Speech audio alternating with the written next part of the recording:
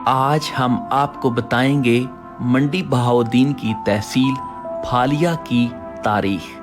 پھالیا منڈی شہر اور گجرات کے درمیان واقع ہے۔ پھالیا پہلے گجرات کی تحصیل تھی، لیکن 1993 میں ضلع منڈی بہاؤالدین بننے کے بعد یہ منڈی بہاؤالدین کی تحصیل بن گئی۔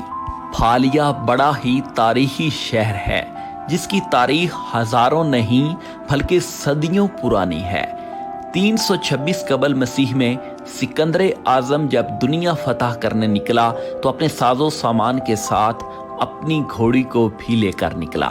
راجہ پورس کے ساتھ سکندر اعظم کا معرکہ ہوا تو جنگ میں سکندر اعظم جب زخموں سے چور ہو گیا، میدان جنگ میں تقریباً گرنے کے قریب تھا تو اپنی گھوڑی ووسیفلس سے لٹک گیا۔ گھوڑی دشمن کو چیرتی ہوئی اپنے لشکر کی طرف آ گئی اور سکندر مرنے سے بچ گیا، لیکن گھوڑی اس مقام تک پہنچتے ہی مر گئی۔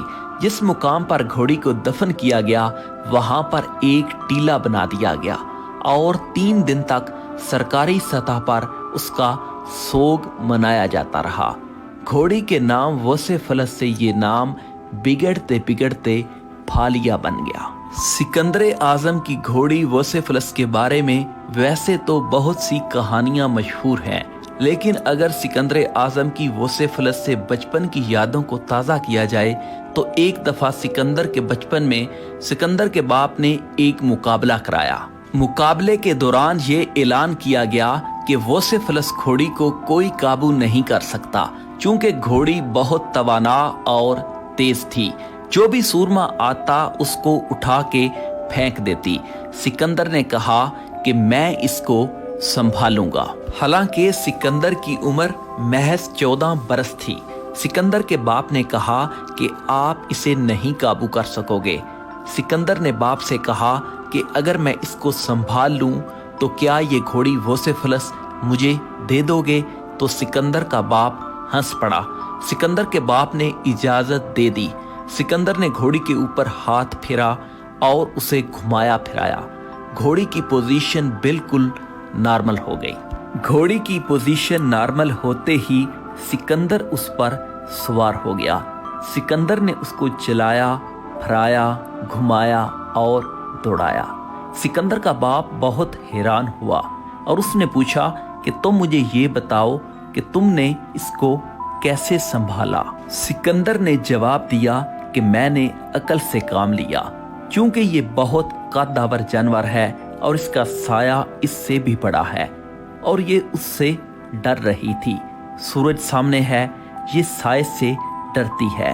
میں نے اس کا رخ چینج کیا، رخ چینج ہوتے ہی سایہ غائب ہو گیا اور یہ نارمل ہو گئی۔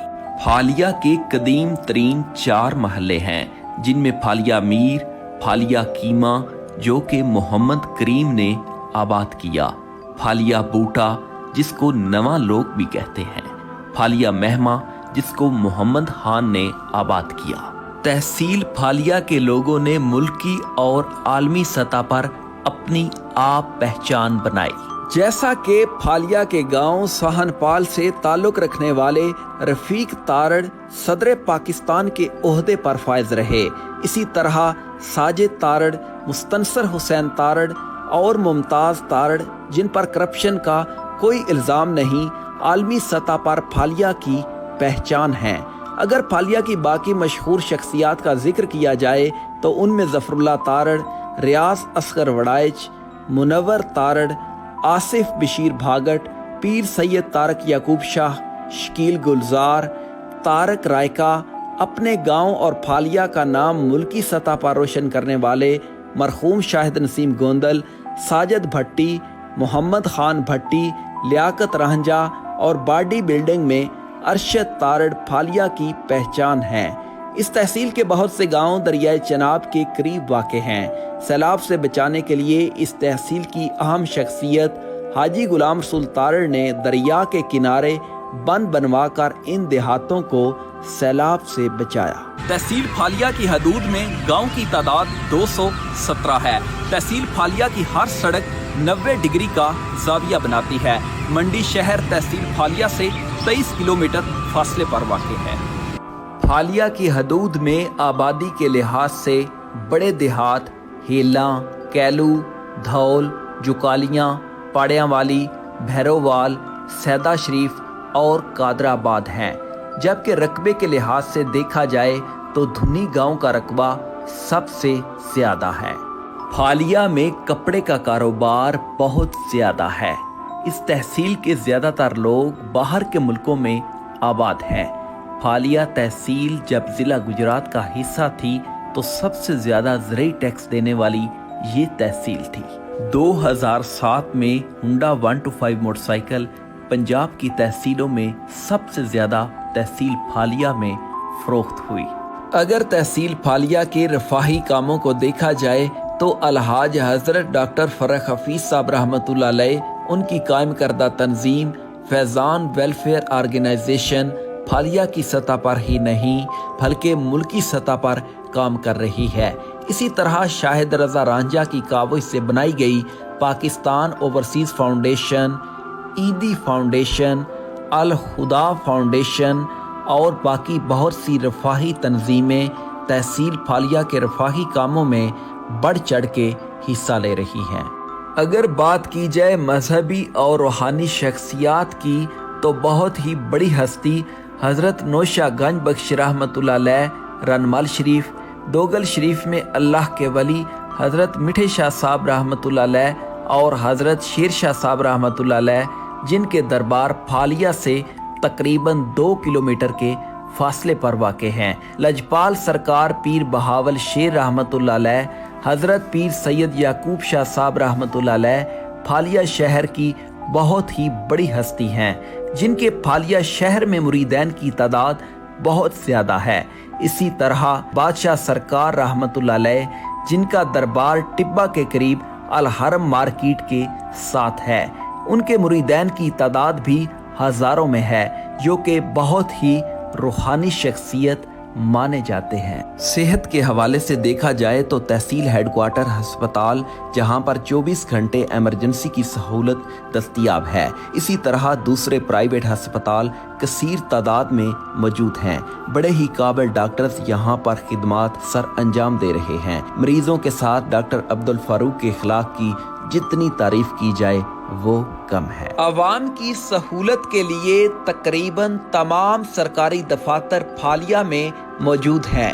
پاکستان کے نامور تمام بینکوں کی برانچیں اس شہر میں کام کر رہی ہیں۔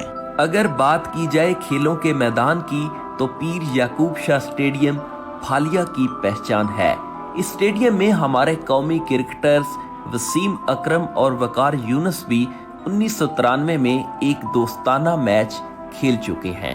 یہاں کی تعلیم کی شرح بہت اچھی ہے۔ تعلیمی لحاظ سے اگر دیکھا جائے تو یہاں کے لوگ ڈاکٹر، وکیل، انجینئر، آرمی آفیسرز اور باقی محکمہ جات میں کام کر رہے ہیں۔ پائلٹ سیکنڈری اسکول بہت پرانا اور بہت ہی معیاری اسکول سمجھا جاتا ہے۔ طلباء کی پائلٹ اسکول کے ہاسٹل سے سنہری یادیں وابستہ ہیں۔ اس اسکول کے پڑھے لوگ آج بڑے بڑے عہدوں پر فائز ہیں۔ باقی طلباء government degree college, Ghazali group of colleges, Aspire college, educator, superior group of college, IIUI اور پنجاب گروپ آف کالجز میں تعلیم حاصل کر رہے ہیں۔ پھالیہ شہر میں بلال چوک کے ساتھ والی گلی میں تقسیم پاکستان سے پہلے کی عمارتیں اور ہندوؤں کی عبادت گاہ مندر اپنی اصلی حالت میں موجود ہے، جو کہ محکمہ اوقاف کے زیر سایہ ہے۔ کھانوں میں بھی تحصیل پھالیہ کسی سے کم نہیں۔